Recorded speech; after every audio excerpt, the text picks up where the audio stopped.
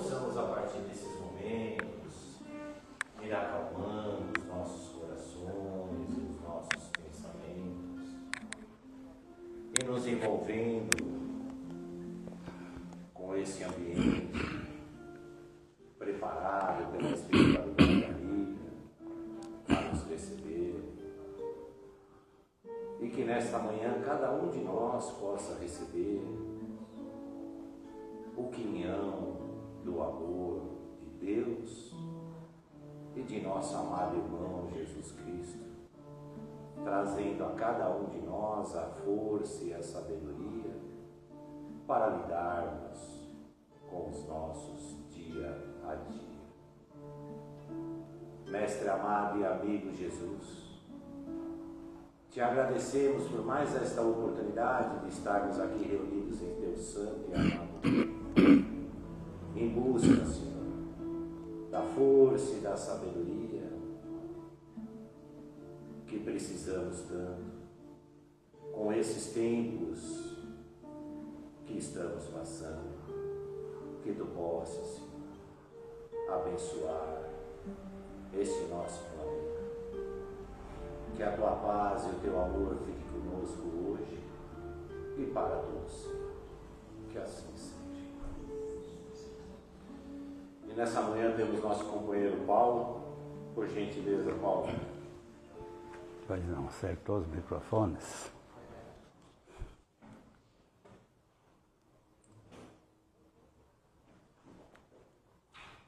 Bem, muito bom dia a todos.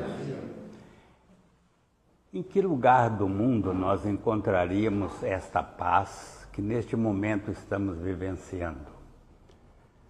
Sentir esse movimento, ouvindo uma música e tendo Jesus como nossa companhia, porque Ele próprio nos afirmou: onde estiveres reunido 2 ou mais pessoas em meu nome, eu aí estarei. Isso significa que nós estamos reunidos em seu nome para estudar as suas lições, a sua mensagem, e isso é muito gratificante. Ao sairmos daqui, voltamos à vida comum, com os desafios que ela apresenta, e nos lembramos com muita alegria dos momentos passados aqui nesta casa, sob este teto, nesse clima de fraternidade. Eu lembro que, num tempo em que participava, eu pretendia ser padre, então participava de um seminário para preparação, e eu ouvia muito, nós fazíamos do Evangelho uma espécie de competição. Quem conhecia mais, quem melhor interpretava, já era exercícios nos primeiros anos de colégio para que a gente desenvolvesse um conhecimento. E o que naquele tempo muito me incomodava era uma palavra que dizia assim, e até hoje ela é repetida, que diz assim: naquele tempo, dizia Jesus aos seus discípulos. Isso é um hábito até hoje na Igreja Católica. Eu digo, por que naquele tempo? Então Jesus se afastou de nós, se foi, e só naquele tempo é que Ele nos falou? Ou Ele continua conosco, nos ensinando todos os dias, quando nos dispomos a ouvi-lo? Então, Jesus não escreveu uma só palavra, mas alguns dos discípulos se incumbiram de registrar algumas falas dele, o caso de Zaqueu, por exemplo, que anotava o que Jesus dizia, e por este método o Evangelho chegou até nós e está sendo hoje ampliado aos 4 cantos do mundo, porque o próprio Cristo disse que tudo não passaria sem que o seu Evangelho antes tivesse abrangido toda a terra. Ainda não estamos nesse estágio, mas vamos chegar a ele. Houve um tempo em que os palestrantes, expositores de grande capacidade, viajavam milhões de quilômetros daqui para lá de Valdo Franco e outros tantos para dar uma palestra em Londres, em Paris, enfim, era muito difícil. Hoje, este pequenino momento pode estar sendo levado pela rede de comunicação a 4 cantos do mundo. Os palestrantes da atualidade se esmeraram e se esmeram em produzir grandes palestras muito fundamentadas no Evangelho, que estão alcançando os países onde o Evangelho é menos cultivado, mas onde tem aqueles que se sentam frente a um computador ou mesmo num celular e recebem a mensagem que Jesus deixou há mais de 2000 anos atrás. Então aquele tempo é hoje. Nós estamos naquele tempo, porque Jesus continua conosco de uma forma diferente, em espírito. Então nós vamos estudar hoje. Houve um pequeno equívoco, no quadro está um título de palestra que é Os Trabalhadores, melhor, no quadro está Após Jesus, mas na divulgação saiu Os Trabalhadores, né? Isso aí não faz diferença. Nós preparamos o tema sobre Após Jesus. Por quê? Nós estamos há alguns dias que antecedem a Semana Santa chamada. Nossa doutrina espírita não tem esta comemoração como outras religiões, como a católica, procedem, mas com todo respeito, porque são alguns dias dedicados a recordar os feitos, os fatos, melhor dizendo, de Jesus naquela semana chamada da Paixão, que precedeu a entrada triunfal de Jesus em Jerusalém. Quem não se lembra desta passagem? O povo preparando aquela entrada triunfal, que até hoje se repete com ramos e tal. Então, apoiando, dando toda a assistência espiritual, toda a presença física, e Jesus entrou em Jerusalém. Mas tudo não foi assim como o povo esperava. Havia uma programação e Jesus então acabou sendo preso, levado a julgamento, açoitado, certo? Passando de uns para outros num sofrimento intenso, até chegar o momento em que a sentença foi dada e ele então tomou a cruz e seguiu. E a mensagem de hoje é Após Jesus. E eu vou utilizar a lição 140 do livro Fonte Viva, porque Emmanuel nos traz um manancial de reflexões sobre este momento em que Jesus seguiu de cruz aos ombros. E a mensagem diz assim: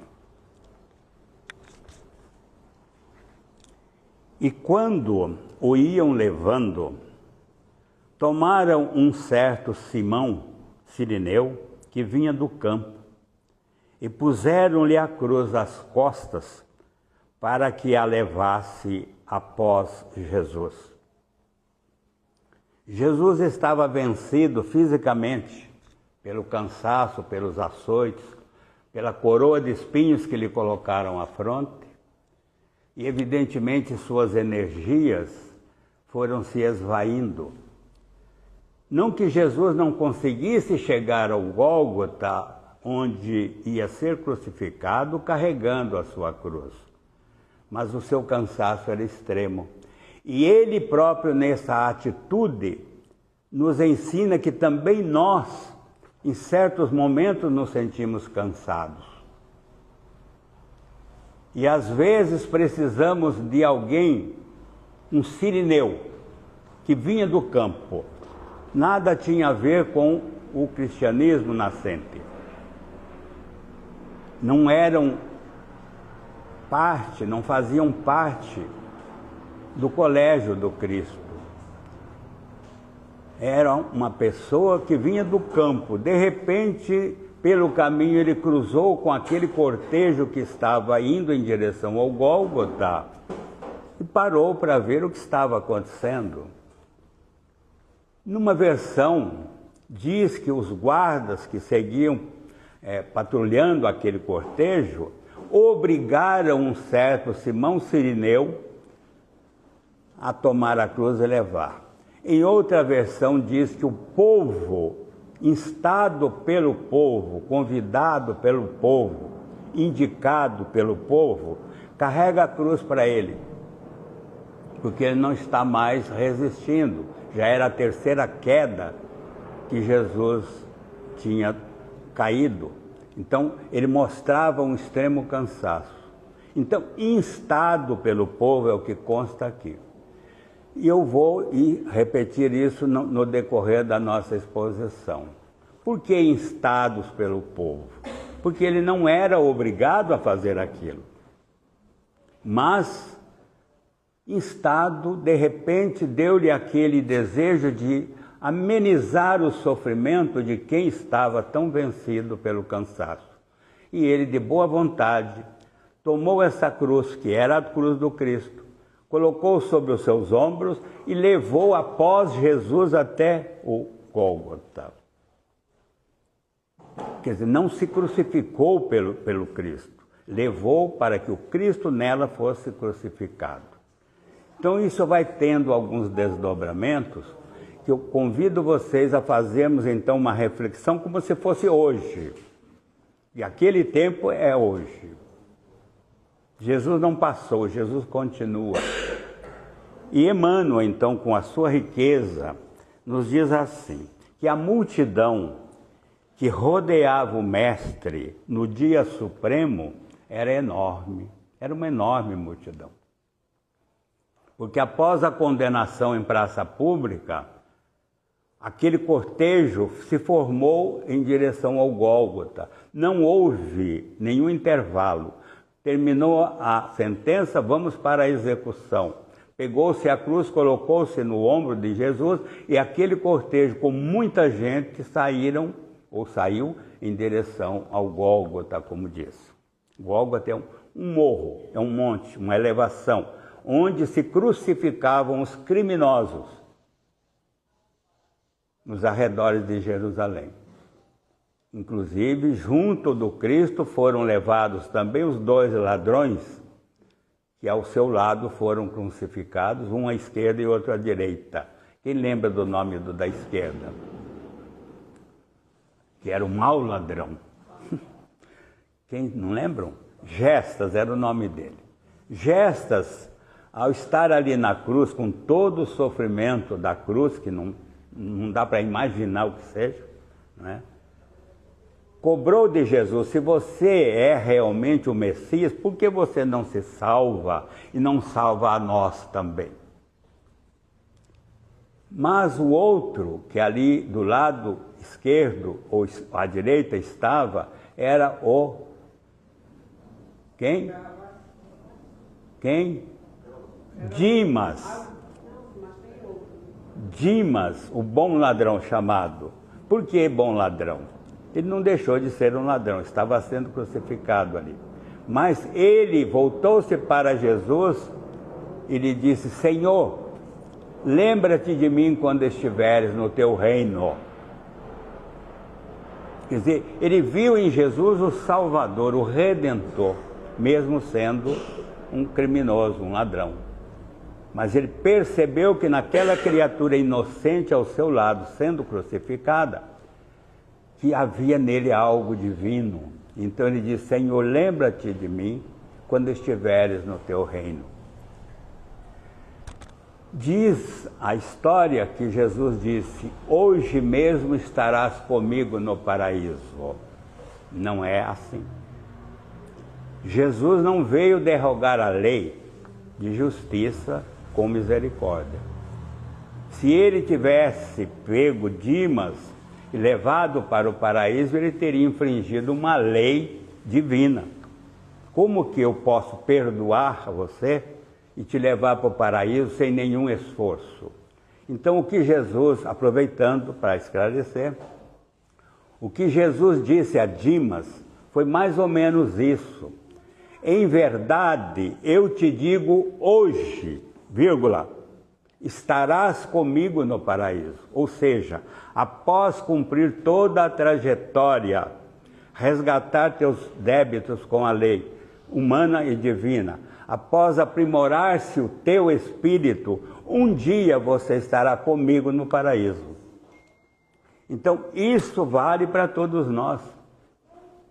Após cumprirmos nossa trajetória, eivada de erros muitas vezes, de desacertos, nós vamos nos corrigindo para estarmos um dia com Jesus no paraíso. Todos, não um eleito na hora do sacrifício.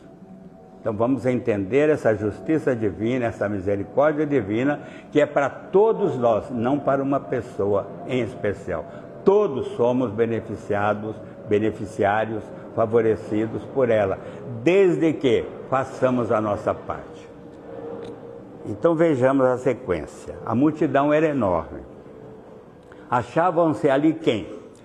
Os gozadores impenitentes que sempre existiram no mundo, os campeões da usura que ainda campeiam no mundo, os ridicularizadores que ridicularizam tudo, os ignorantes, os espíritos fracos que reconheciam a superioridade do Cristo, mas temiam anunciar as próprias convicções, acovardadas, as testemunhas acovardadas e os próprios beneficiados pelo divino médico que se ocultavam medrosos com receio de sacrifícios. Ninguém se apresentou, seja para carregar a cruz ou seja para dar um apoio àquele que fora o médico de tanta gente, o Salvador que continuará sendo para sempre. A não ser 3 mulheres. Sempre as mulheres, né, Vanderlei? Sempre as mulheres dando um testemunho que às vezes os homens, como no caso Pedro, o discípulo mais amadurecido, que ao ser instado, ao ser perguntado, você estava com aquele homem? Ele disse, não, nunca andei com ele. Aí vem uma mulher bisbilhoteira e fala, eu vi você com ele. Ele falou, vira para lá porque eu não sei do que você está falando. Aí vem uma terceira pessoa e pergunta, mas você seguia Jesus? Não tem nada a ver. E fugiu. Vejam que até o próprio Pedro e também os demais discípulos que seguiam com Jesus no dia a dia, todos se afastaram, com medo de represálias, com medo de serem também julgados, de repente condenados, ou alguma pena qualquer. Todos falaram, vamos ver o que dá, vamos deixar assim para ver como fica. Talvez caia um milagre do céu e Jesus acabe não sendo crucificado. Enfim, a história registra assim. Todos, ninguém se apresentou, exceto as mulheres de que eu falei, que eram Joana de Cusa, que era Maria, mãe de Jesus, Maria Madalena e uma tal de Susana. Eram 4 mulheres. Elas então se aproximaram, vendo o Cristo sangrando por conta da coroa de espinhos, suarento, carregando a sua cruz. Elas levaram panos para enxugar-lhe o rosto. Foi o que lhes foi permitido pela guarda romana. E esse santo sudário que fala, ou aquela figura de Jesus estampada naquele pano, ainda afirmam que existe até hoje, que foram solidárias com ele. Os demais realmente não se interessaram por qualquer ação que pudesse ajudá-lo. Mas então ele vem com o Simão, um estrangeiro, ou seja, uma pessoa que não tinha nada a ver com a história. Instado pelo povo, aceitou o madeiro, embora constrangidamente, e seguiu carregando-o após Jesus.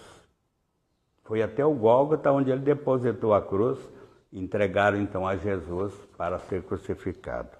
A lição, diz Emmanuel, entretanto, seria legada aos séculos do futuro, hoje. Nós estamos no 21º século, certo? 2000 anos, que a gente fala 2000 anos atrás, foi ontem, certo? Quem sabe muitos de nós até estávamos por ali, jogando uma pedrinha também. Mas Cirineu só teve um.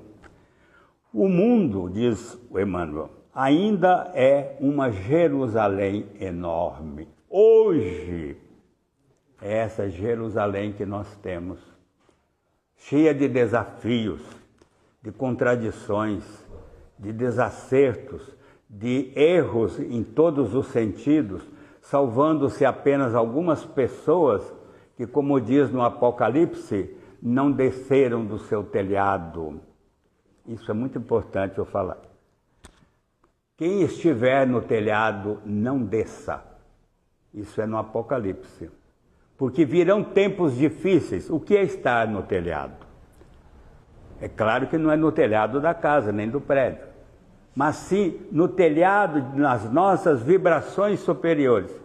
Se eu compreendo algo positivo, algo bom, algo que é sublime, que eu creio, então eu devo me manter nessa posição e não descer ao chão. Porque no chão o que acontece são as coisas mais rasteiras, já se diz. Se você quer um ar mais puro, suba no monte. Cada vez que você subir um pouco mais, o ar se tornará mais puro. Longe do vale onde tudo se agrega, se acumula. Mas para subir ao monte eu preciso fazer o meu esforço. Ninguém vai me pegar daqui e colocar lá em cima. Eu preciso ir circundando este monte até atingir o cume. E de lá então eu vou contemplar sim o vale. Mas eu já não faço mais parte do vale. Estou falando eu no sentido genérico. Eu já não mais faço parte do vale. Certo? Então se eu estiver lá, que eu não desça. Porque se eu descer eu corro o risco de permanecer no sopé novamente.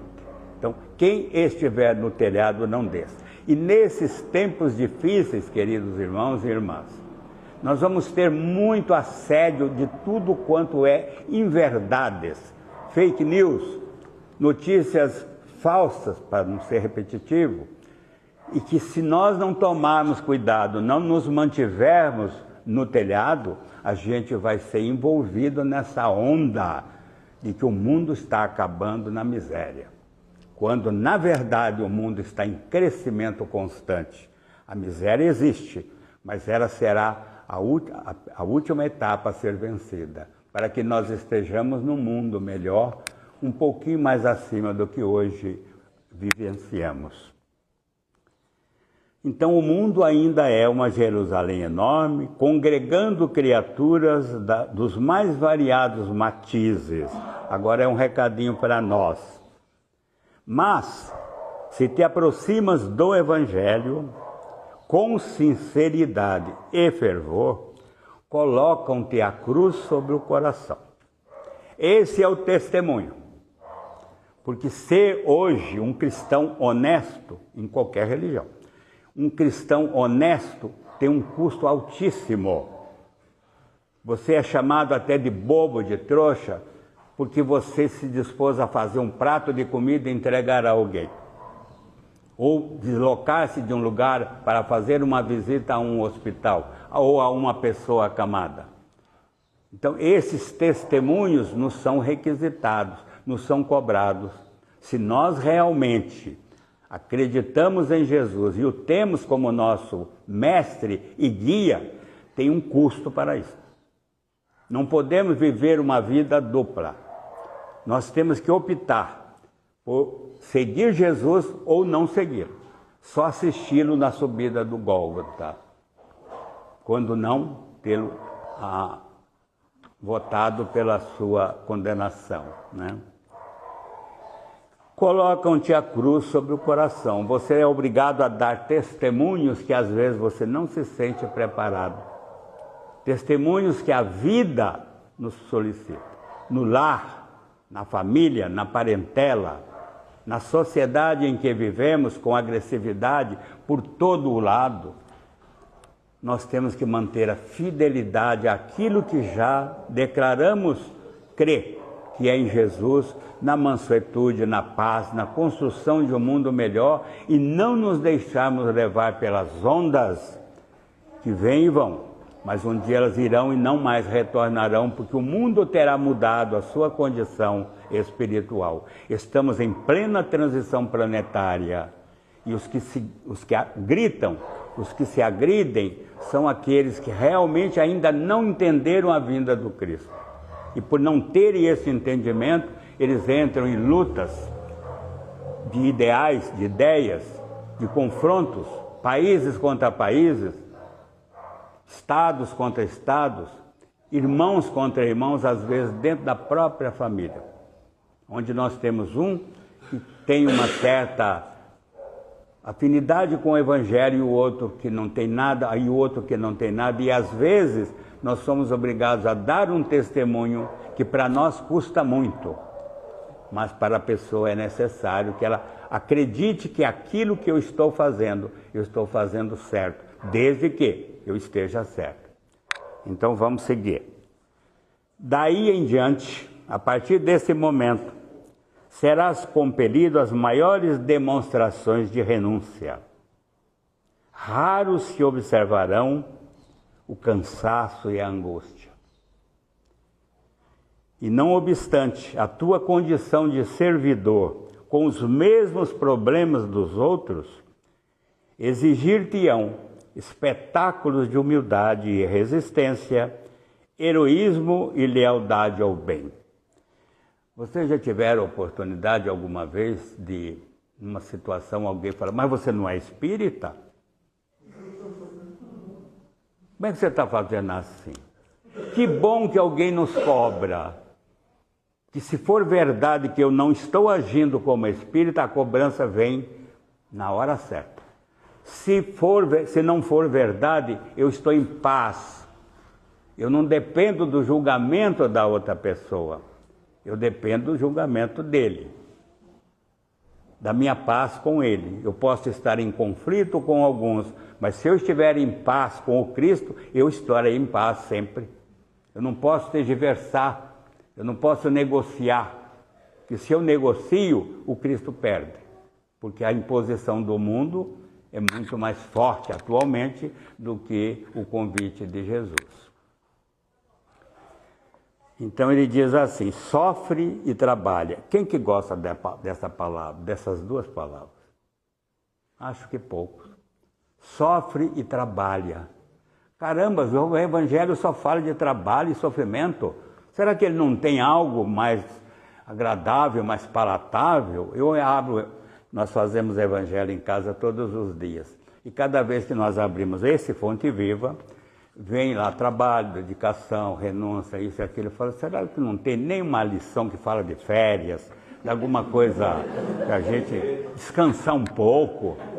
Aí uma vez nós reclamamos numa reunião aqui de ectoplasmia, conversando com o José Grosso. Falei, José Grosso, o Espiritismo só quer botar a cruz nas nossas costas. Só trabalho, renúncia, quem é que aguenta? Ele falou assim, você não viu nada, aqui vocês estão de férias. E os espíritos confirmam que aqui nós estamos de férias. Temos tempo para dormir, 8 horas reservada. Muita gente deixa de aproveitar porque gasta com outras coisas. Mas nós temos 8 horas de sono, temos 8 horas de trabalho e temos 8 horas de lazer. Se nós soubermos dividir esse tempo, nós realmente estamos de férias. Temos sábado, a semana inglesa, ainda estão querendo colocar menos, né? Temos férias de 30 dias, tem 13º, tem uma porção de coisas que nós somos assim, usuários, beneficiários, e dá para entender que realmente o servicinho que nós fazemos é bem pouco perante aquilo que Jesus nos solicita e perante aquilo que muitos deles apresentaram. A gente pensa assim, puxa vida, eu queria ter uma mediunidade de Chico Xavier. Ah, é? E você teria condições de renunciar a tudo, como ele renunciou? Ah, eu queria ser um expositor igual o Divaldo Franco. E você estaria disposto a aceitar desde a infância, mocidade, juventude, toda a imposição da disciplina que lhe foi colocada? sem ter o desfrute de um casamento, de uma família, de um lazer na praia. Não tem como. A canga, como diz Chico Xavier, está nas costas. E certa vez comentaram com o Chico, assim, Chico, você está tão cansado, meu irmão. Eu acho que você precisa tirar umas férias e tal, e tal, e tal. E ele falou assim, ai, minha irmã, era uma mulher, Nena Galça. Então, ela disse para ele, você está muito cansado, a gente vai pegar você, levar para a praia e tal, para você descansar um pouco. Não que ele não precisasse. Ele falou assim, olha, eu sou um burro entre os varais de uma carroça. Se me tirarem esses varais, só me restará pastar o capim. Quer dizer, ele aceitava a sua missão e compreendia que ela era os varais da carroça, que ele não podia deixar. Como o Divaldo nunca tirou do seu ombro a sela que a doutrina espírita lhe pôs para que ele fosse e seja, e continuará sendo ainda por um bom tempo, através dos seus livros, um propagador da doutrina de Jesus. Então exige sacrifício, sim. Do alto descerão para o teu espírito as torrentes invisíveis das fontes celestes e vencerás valorosamente. Porque o custo de uma encarnação, por mais sacrificada ela seja, tem um tempo que diante da eternidade é quase nada. Uma enfermidade que muitas vezes acomete uma criatura, talvez tenha trazido na sua mensagem um descanso, uma reflexão, quebrando aquela sua rotina de busca por mais e mais e mais. De repente ele fica preso a um cárter, a um leito de sofrimento, um leito de hospital. É para que ele receba aquilo como uma mensagem. Olha, eu preciso me conter, preciso dar uma pautada na minha vida. Ah, eu não tenho tempo para estudar. Você está estudando, lendo o quê? Não, eu estou lendo, não estou estudando. Mas está lendo o quê? Ah, eu leio uma porção de livros. Peraí, mas você lê quando? Ah, eu leio pouco, porque quando eu vou começar a ler, eu tenho meu livro de cabeceira. A pior coisa que tem é livro de cabeceira. Porque você só vai pegá-lo quando você já estiver deitado. Aí você deita, põe a luzinha ali, dali, 3 palavras, 5 palavras, pronto, acabou. O outro deixa para fazer a oração quando deita. Pelo amor de Deus, não façam isso. Sentem-se no lugar confortavelmente. Evoquem as forças superiores, seus guias, seus anjos de guarda, os espíritos protetores, a presença do Cristo e faça uma oração. Não é uma reza. Faça uma oração e depois vá dormir. Não custa mais que 5 minutos. E tem gente que diz, eu começo a fazer o Pai Nosso, que já é decorado, quando chega lá no Pão Nosso cada dia, e está pronto. Qual foi a ligação dessa criatura com o seu Criador? Com Jesus, pelo menos. Com o seu mentor, amigo, que nos tolera os disparates que cometemos, sempre com paciência, segurando a nossa mão, para que erremos cada vez menos. Então, por enquanto, a cruz ainda é o sinal dos aprendizes fiéis. Quem quiser vir após mim, disse ele, em outra passagem, tome sua cruz e siga-me. Ele não pediu para nós pegarmos a cruz dele, a nossa cruz. Que cruz? Nosso programa reencarnatório. Nós não viemos para cá num milagre, nós viemos com um programa de trabalho.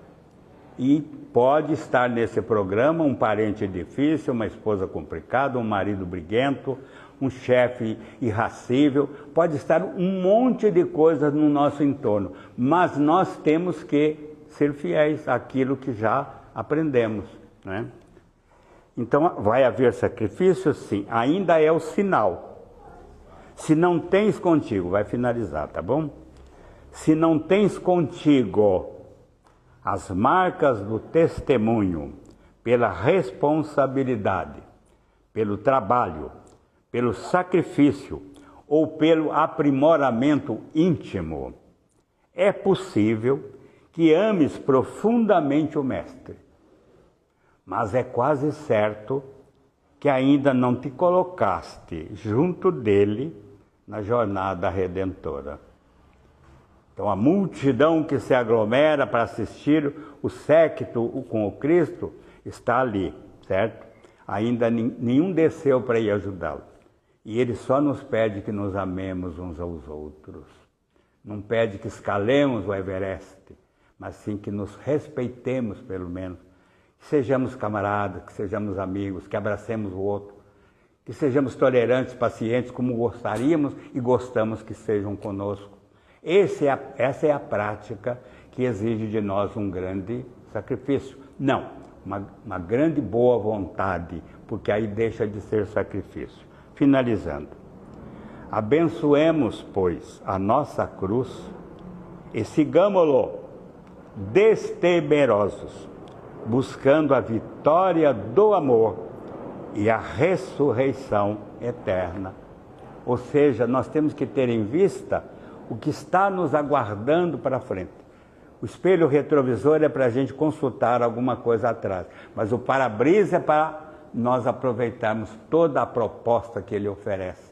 E a doutrina espírita é este leque que abre para todos nós todas as probabilidades, possibilidades, aconselhamentos, apoio, somente na proposta do amai-vos uns aos outros, que é o resumo da doutrina de Jesus. E que ele, então, nos abençoe e continue conosco.